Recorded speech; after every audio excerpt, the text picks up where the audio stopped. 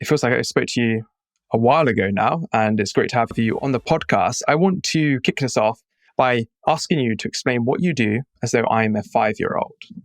Well, what I do these days is to help people to buy things. And those things are pieces of technology, computers, software, the cloud, BPO, business process services, stuff, computer stuff, normally on a big scale. So companies buying that on a large scale or renewing it when they've bought it before and it's that deal's finished up, right? And or helping people to sort things out when the buyer and the supplier of those computer stuff has fallen out or it's not going too well. So getting my first aid kit out and repairing the situation. So that's mostly what I do these days. And my team at Horizon 7 working on that day-to-day with lots of customers of ours and helping them to achieve much better results from really reimagining the way that we do technology procurement. Absolutely. And maybe just to linger a little bit on your company, Horizon 7, can you just maybe talk about like the inception of that? I know we briefly spoke about it when we first spoke. And most certainly. So I created Horizon 7 about 5 years ago. We just had our little birthday. The reason I created Horizon 7 was because having spent quite a little while doing a master's and then a doctorate on technology, buying technology, how to make that work. And then also at the same time, being a practitioner, so CIO, etc., trying to use technology and technology outsourcing through the procurement processes, I realized that they really weren't delivering for me. No matter how hard I tried, I never, through the traditional procurement processes by issuing an RFP, etc., I never really ended up with the thing I expected to get. The results never really quite materialized that were promised. And quite often that was a really slow and disappointing process and drove everyone a bit mad. And so I decided to find out why that was and to create a better way. So having done a whole bunch of research, smooshed that together with my practical experience, and I reinvented the way that we do technology procurement. So I threw out the RFP. My point of view is that the RFP is dead. It should no longer darken our days because it's a long-winded, expensive, inefficient process that can be done more efficiently. So Horizon 7 is all about executing on that really new, agile, fueled way of doing technology procurement. And so we freely share what we do. We obviously help some customers in our consulting practice, but I like to about what we do and share that widely so that others can also learn from what we've invented.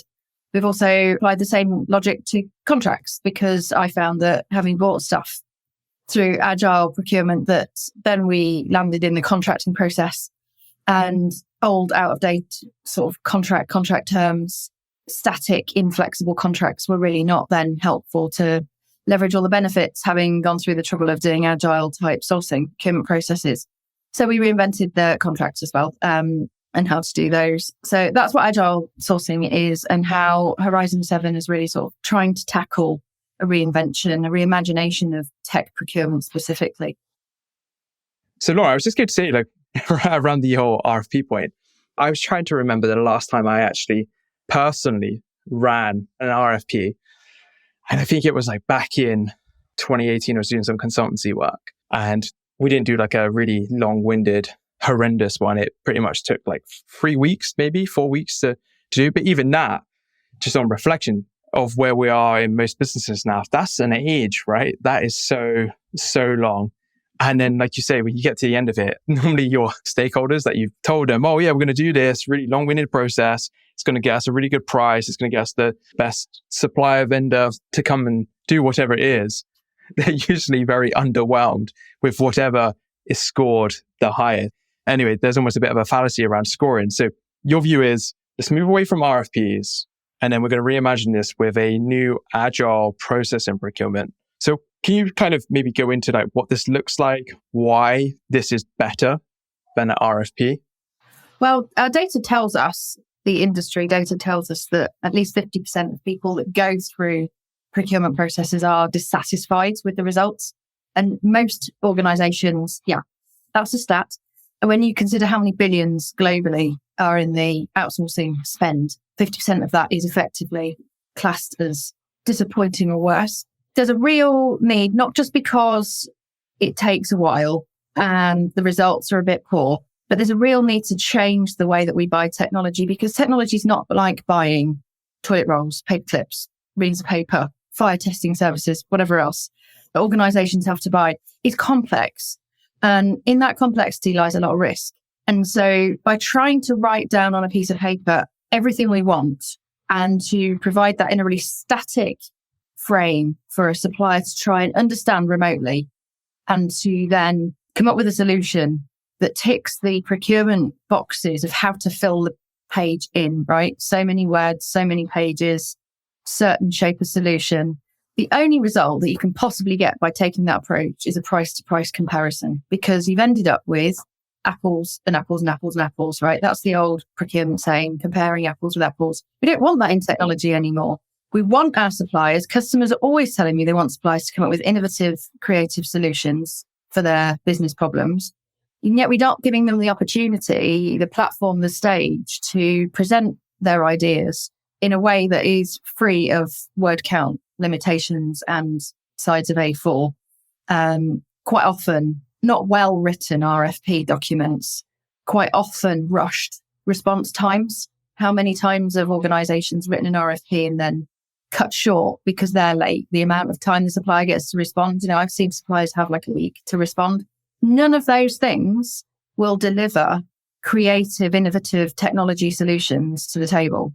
And so technology itself does really need its own agile approach. And what I mean by agile is being really clear about what the outcomes should be, not the journey to get there. So leaning on some of those agile principles, it replaces the written RFP document with the chance for buyers and suppliers to co-collaborate, to sit down together with what those outcomes need to be, and then to create solutions that really map to the supplier's capabilities.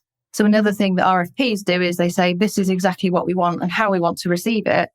And the supplier then has to turn their own machinery into that sausage factory. Well, that doesn't always work. There's often, hacks and fudges made the way the supplier would normally work to sort of accommodate those requirements. So it's really important that the buyer and the supplier sit down at the table, look at each other in the eye, work together. The buyer puts their own stamp on the design, that they can feel they can consume it. And what happens if you get in a workshop type approach over an RFP type approach is you also learn. So another agile principle coming in here, where you fail fast, you learn from your mistakes, you adapt. So if you do something at the beginning of the dialogues with the suppliers, you might then adjust the rest of your process and the questions that you ask. You might learn that actually what you're asking for is total gibberish, can't be done. But it's incredible if you actually look someone in the eye and explain what you mean, how much better they understand what you're asking for, and how much better they're able to articulate what it is they can and can't do. But also during that process, if you really have a good dialogue with the supplier eye to eye, then things like the inherent risk within the project are much more likely to be surfaced, much more likely to be addressed. The demands on the buying organization, what they need to bring to the table, are much more likely to be understood. People just work better when they're talking and having a face-to-face conversation and constructing something creative. So agile sourcing is all about moving off an arm's length paper exchange and into a collaborative face-to-face dialogue that constructs the solution. And when you take that step, you stop comparing apples with apples. I like to say to my clients, I use the metaphor, think about moving from apples and apples to comparing a basket of fruit, right? You might end up with 3 or 4 very different solutions that all achieve the outcomes that you were looking for to a greater or lesser extent. But you get to choose the shape and the color and the format that they come in. And you can suddenly start to compare those solutions against those outcomes instead of price, because you have moved off of that very static, formulaic way of asking for what it is that you want. So those are the main benefits. But the big one that always gets the procurement folks interested, the headline that I like to use as a slap across the face for why we do this, is that our data tells us that if you buy something through an RFP process compared to an agile sourcing process, the same thing will cost you 20 to 40% less than if you buy it on an RFP document. So if nothing else, save the money, do it that way. I mean, I'm a big fan of all the take the risk out, land the benefits, ensure that you get the value, but then it's not my money, I suppose. When it comes down to it, it's just cheaper if you buy it this way. And the reason that it's cheaper is because suppliers going into this process do two things. The first thing is they don't pass on all the costs of integrating themselves into this long, lengthy, horrible RFP process with you onto you. Effectively, you pay for the suppliers, so they'll put that into their price to you. The second thing is that you end up really having a good rummage around in the solution. You get to the bottom of what that will look like. You mitigate the risks together. And what that does is it takes all the contingency and risk cost out of the supplier's proposition. They don't feel the need to risk load or contingency load the price because they have understood what it is they're delivering with you a lot more clearly. So those two areas are where you take cost out, and that can be significant. That's a really good point on just that last point you made around contingency, because there's always like a one-liner in the RFP response of just this risk pot, right? That sometimes the suppliers will chuck in, and they normally have a very large number against it, and you have no way to almost assess via an RFP because you started it at the beginning. You have a very small window, like you said, normally to have some. It's not collaboration, right? Is it? It's normally someone putting some information in a spreadsheet based on some Q&A, and you kind of give it to everyone, but then you don't really talk to anyone, and then you choose who you want to go with, and then the risk is kind of covered up. So it's a really good point. I was just thinking in terms of if someone's running one of these processes and they're trying to do all of this, is there like an ideal number of suppliers you would be running this process with simultaneously, or is it just really dependent on what you're buying there? It can depend on what you're buying, but mostly we like to go into the process with 3, sometimes 4 suppliers if there is an incumbent supplier that has to be included as well, which is common for people to want to include their incumbent partners to give them a shot, even if they're not very happy with them. So 3 to 4. The reason that we really narrow that is because it's a much more intensive process in the middle where you're doing this collaborative stuff.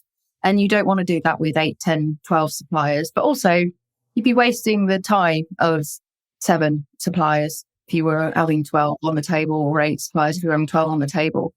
You're wasting your own time. You're building all that cost back in. The real key is to being really clear about what it is you're trying to achieve, and then qualifying those suppliers in at the beginning of the process so you've got really high quality. So the one thing that I say quite a lot that makes people raise an eyebrow, makes the suppliers raise 2 eyebrows, is typically everyone that's at the table can do the technology. There's no real differentiation there, right? Really? There might be a little bit of IP or something, but frankly, if you've got 3 suppliers from the whole technology marketplace and you have qualified them in, they can all do the tech. That's not where you really are interested in testing their abilities. You're interested in understanding just how do they apply that to realize the benefits that you're looking for, the outcomes you're looking for. What will it be like to work with them in collaboration? How will that relationship unfold? And the really big one that everyone always misses is what will the contract and commercial terms look like? And how will that get tested? And the way that we do our agile sourcing brings commercial and contract requirements full on into the process, in the workshop-based process. So because you're only talking to a very small number of suppliers, you can competitively evaluate the contract and the commercial offering. And it gives you the freedom to be able to go a bit backwards and forwards on one offering from one supplier in terms of maybe a commercial construct that you want to see another supplier try to incorporate.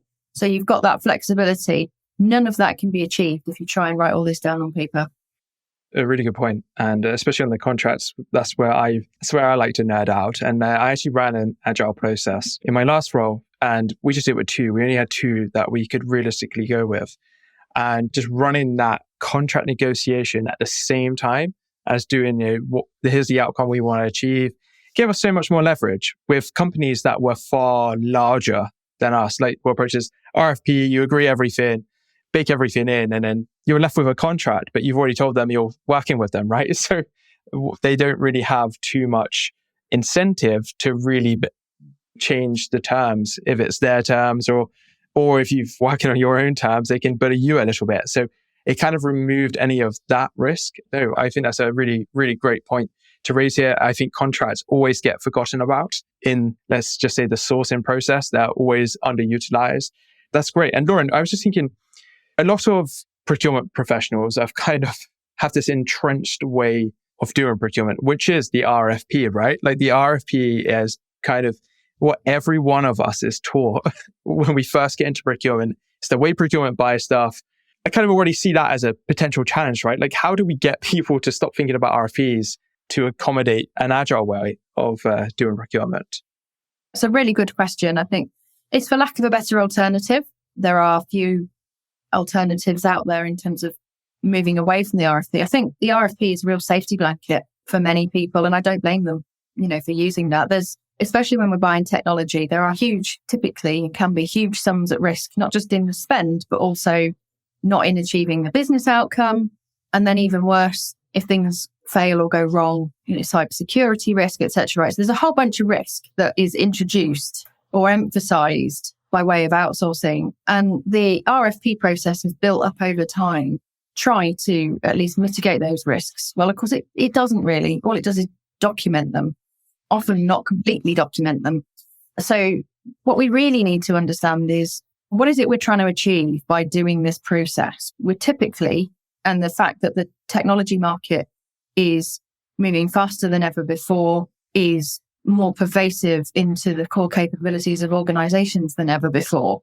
We have to recognize that these days we're trying to buy core competency and capability mostly, or stuff that supports that. So this is really important for our organizations to achieve their objectives and the time to market, etc. So we need to we need to help people to understand that processes need to work fast enough to achieve those objectives for the organization, and yet also need to achieve the auditability and identification of risk and mitigation of risk that procurement are looking to do. And let's not forget the old, let's make it as cheap as possible, best price. And so there's the need to smoosh together two very competing demands. One is, let's go slow, understand the risk, check all the boxes, be very auditable. And the other one is, our organization just really needs this technology or capability to deliver our business goals, etc. So we have to bring those two things together. And in the way that we do agile sourcing, we find that risk is reduced by doing agile sourcing. Because if you think about an RFP, you can't possibly write down all the things that you're ever going to want. You can't possibly expect that having written something down, someone who's reading that will really understand what you mean.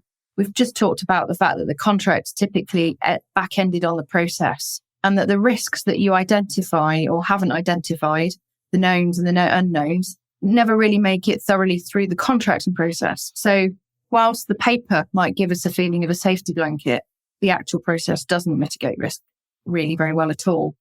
I've got a nice little graph that shows agile sourcing will show you more risk more quickly, but then because you're able to mitigate it through dialogue with the supplier, and also parallel contract negotiation flushes out everyone's appetite for risk and closing that all down as you go, then that gets really reduced very quickly during the process to low. If you go through an RFP approach, you learn about risk. You have a lot less risk showing when you do the procurement, but the risk grows over time. So it's the opposite effect. Because as you learn about what the reality is of what you've bought or the supplier's solution, because you could never really assess it on paper, then that's how risk works. And so I think it would really help procurement people to understand that there's an alternative. It does meet, you can meet auditability requirements. You can meet risk identification requirements even better than doing it on a piece of paper. I mean, we binned the fax machine a while ago. I think it's time to bin the paper-based procurement process and go digital, huh? I'm sure there's still procurement teams out there that are still using fax machines. I kid you not, when I got into procurement I started in 2015. At the back of 2015, I started as a grad in procurement. And one of the first things that they wanted to show me was like how to scan and fax. And I was like, I've never even seen a fax machine in my life.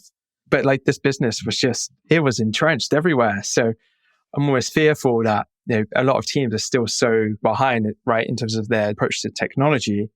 That's something like this, what you're saying will sound rather alien to them. But all I would say is, like, if anyone listening to this is like the sound of this, that they should just reach out to yourself, Lauren, because you can definitely help a lot of people in this space get upskilled very quickly.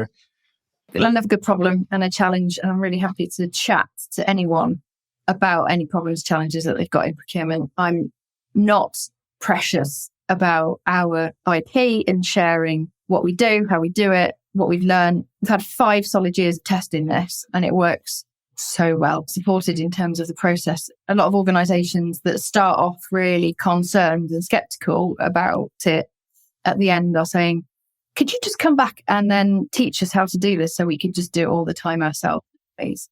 So yeah, I think, and it's one reason why Horizon 7, I'm really keen that we always deliver our processes. We're putting in milestones. So we say, we're going to get you to this point by this time. You only have to pay us when we get you to that point by that time and you're happy. And the reason that I do that is because I'm so confident in the processes that we run, the way we can do it. But also I believe that, you need to put your own skin in the game and take people on that journey and give them confidence that what you've said will happen will happen. And a lot of that flows down into the agile sourcing process. It's very milestone based. It's very predictable about what's going to happen and when. And that also really helps suppliers to plan and engage. We get loads of really good feedback from the technology supplier community about the processes that we run and how effective they've been. Absolutely. I'm completely on board with this way of thinking. I've had a couple of other guests, Michelle Vita from Datadog and Hannah McDonald from Monzo. And both of them really are into this agile way of doing procurement. They've kind of, I don't know, perhaps they issue the odd RFP for certain things, but this is the way they want to work. But Lauren, this was incredible, really informative. I could probably talk all day about agile procurement. I just want to finish off with just 2 quick fire questions. So this one is, what is one piece of tech that you absolutely cannot live without? It doesn't have to be related to procurement. It could be hardware, software.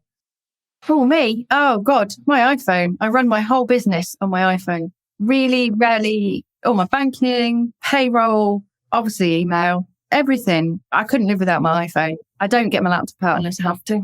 Really love to just work in all different places and remotely. Being locked to a desk and a laptop is never my favourite place.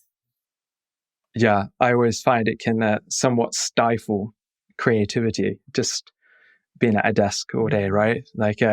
I've been using, in my role here at Gatekeeper, using my phone way more than ever before. I can just go anywhere and just work and do pretty much, I can't think of one piece of work I can't do on my phone. I agree. And this last question is kind of weird, and it still weirds me out every time I say it.